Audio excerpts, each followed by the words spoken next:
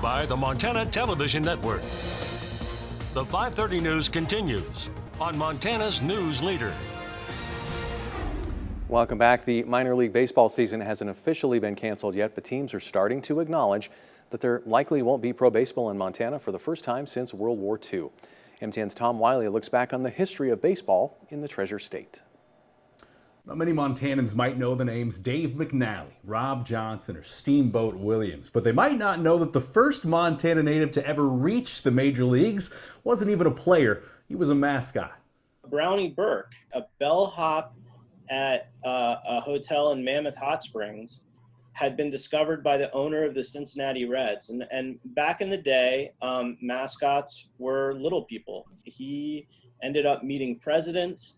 He would deliver messages to players when they were cut. Jeremy Watterson and Skylar Browning are the co-authors of Montana Baseball History, a 2015 book detailing the past century plus of America's pastime in the Treasure State. The joke at the beginning, when we told people we were doing a book on Montana baseball, was that there must not much, it's going to be a short book.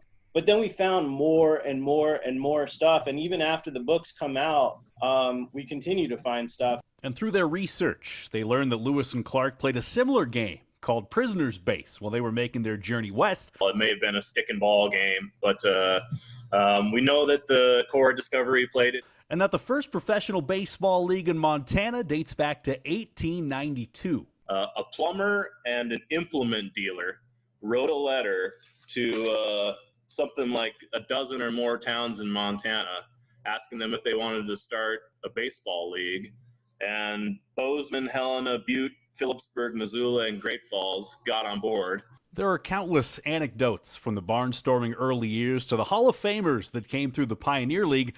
And with the future of low-level minor league ball in doubt pending an agreement with Major League Baseball, Montana is in jeopardy of losing part of its sports history. I think we lose a generation of fans, myself. You know, people recognize when they're at an Osprey or a Voyagers game or what have you, that they are seeing like professional athletes. And for Montana, there's no other option for that. That's just the tip of the iceberg for the history of baseball in Montana. You can learn more by picking up Watterson and Browning's book, Montana Baseball History, or visiting the Montana Baseball History Facebook page where the conversation continues. Reporting from home, Tom Wiley, MTN News.